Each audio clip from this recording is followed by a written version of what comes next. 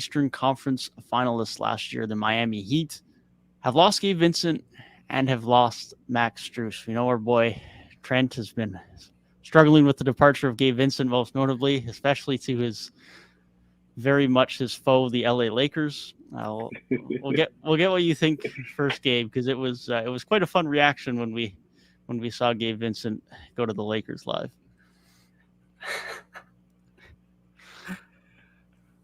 Miami better get Damian Lillard, dog. That's really, I think that's the takeaway. Like, in all seriousness, the moves that they made to try and replace those guys, like Josh Richardson is a quality basketball player. You know, I'm probably saying it wrong, but Jamie Jaquez, I think he can provide some solid stuff on the wing. I don't know how much rotation he gets, but like I think there is a chance that he could become a commodity, and so not bad for like a late, like after the lottery, kind of mid to late first round pick. Bringing back Kevin Love is just a veteran guy. He gave them some quality minutes in the playoffs. Thomas Bryant, he had really good backup minutes last year a lot of times. So like we definitely had some funny moments talking about him on Kia threes, but Thomas Bryant, he's probably the best backup they've had for Bam in a while. So I think that was a good sign.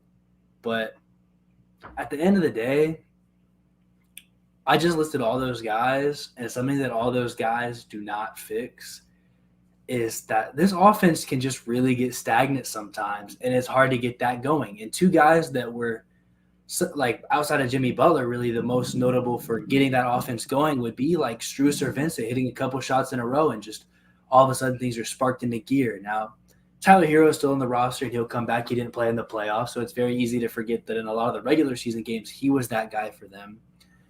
But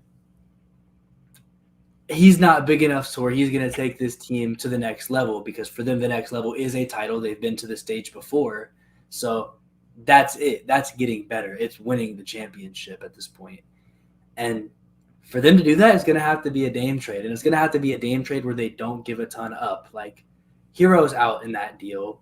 And I would assume money-wise, Duncan's probably out in that deal as well.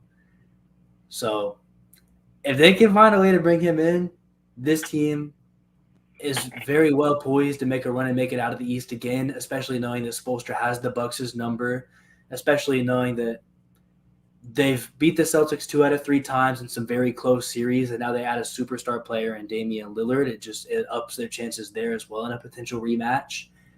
It makes them look good, but without him, yes, they time in and time out prove me wrong. Yes, they time in and time out overperform.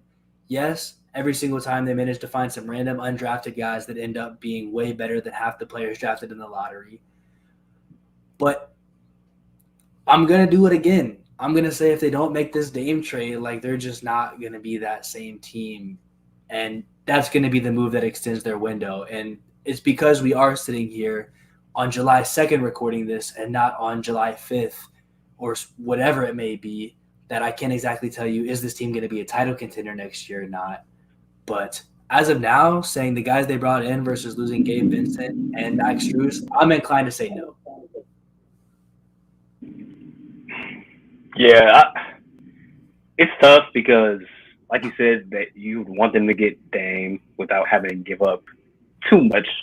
But it seems like Portland is being a smart front office for once and saying, like, hey, we're not just going to ship you to Miami just because you want to go there. We're gonna weigh all these offers that we get and, you know, try and get the best package back possible, which is so surprising to see Portland do something like that. I thought they were just going to honor Dame, be like, you know what, we'll take less.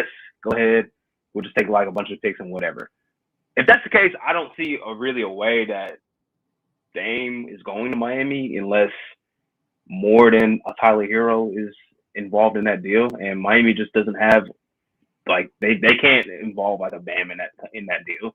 Like, that just kind of defeats the purpose of getting Damian Lillard, honestly. So that's tough. It is, and I think it was kind of inevitable to see like guys like Strus and Vincent leave, just because they're going to get big money from organizations that would really want them and use them. And I shout out to those guys from going from undrafted to getting very good contracts.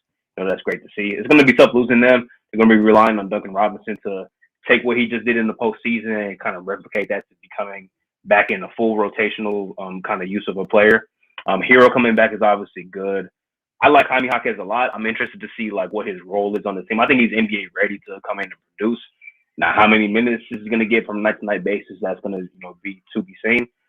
But it's tough. They really are just banking on finding a way to get Damian Lillard, and they just better hope that a lot of the other teams that can offer great packages in the trade are not really interested in giving up that much for Dame, because there are a lot of teams that probably could offer more, like maybe even like a Brooklyn. Boston has the Jaylen Brown trade chip if they want to, and there's probably more teams that I'm just not even thinking of that can offer a pretty nice, solid deal that's better than Miami's. So they're relying on that. If they get them, that's going to be great. But if not, they're going to be in the same position, like you said, Gabe, like relying on guys to play bigger than what we might expect them to play. Like maybe some undrafted guys, maybe it's Jaime Jaquez, who knows? Yeah, they're going to rely on that like they normally have. Haywood Highsmith's going to have to come in and play a big role next year. He's probably the most evident guy that's ready for a leap. Not that he fills a role directly that is being lost in Gabe Vincent and Max Strus, but maybe Cody Martin slides up the lineup a bit, plays more at the 2 if they need, and Haywood Highsmith comes in at the 3. But the point guard spot's the problem. That's the most evident thing. From Heat fans, that was the thing that they were most worried of losing. I think most of them expected Max Strus out the door. It was his Gabe Vincent back, and he wasn't. And unlike the Raptors, although I'm not a fan of our desperation signing of Dennis Schroeder, and I've made that very clear, Miami didn't do anything. And now the point guards left on the market are like putting in an offer sheet for Ayo Dosunmu, signing Corey Joseph, signing Ish Smith. Like, there's nothing. There's just nothing there of any bit of caliber. So unless you're trying to trade for one, which Miami don't have assets, especially if it's like they can put something together for a Dame trade, but they don't exactly have the depth to start packaging together players to trade for if they would have went for a Monte Morris or that type of point guard. They don't have that. They have hero and salary filler and 2 first-round picks. That's their trade assets. That's all they have. So the only way they get Dame, like you guys have alluded to, is if Portland just somehow don't get a better offer, which they should, or if they just are willing to ship Dame out to Miami, which thankfully it seems like they are not willing to do. So it's a tough spot for Miami. And like you said, Gabe, it always seems to be a way that Miami just find a way. They develop a guy, they find a guy, somehow they just do it. But it seems like finally this year, those guys just aren't on the roster. There isn't another Gabe Vincent. There isn't another Max Strus sitting on the roster like there was 2 years ago when they just stepped in their rotation and just all of a sudden became good NBA rotational guys and now are set to be making over like a combined 20, 25 plus mil next year. Those guys don't exist anymore. They don't have that, especially at the guard position. So barring a Dame trade, they'll still be good next year just because of Jimmy and Bam and how impactful they are. And they have a few good depth pieces, but they're probably going to be in and around the play-in tournament again, but actually be a play-in tournament caliber team next year, unlike how they performed in the playoffs this year.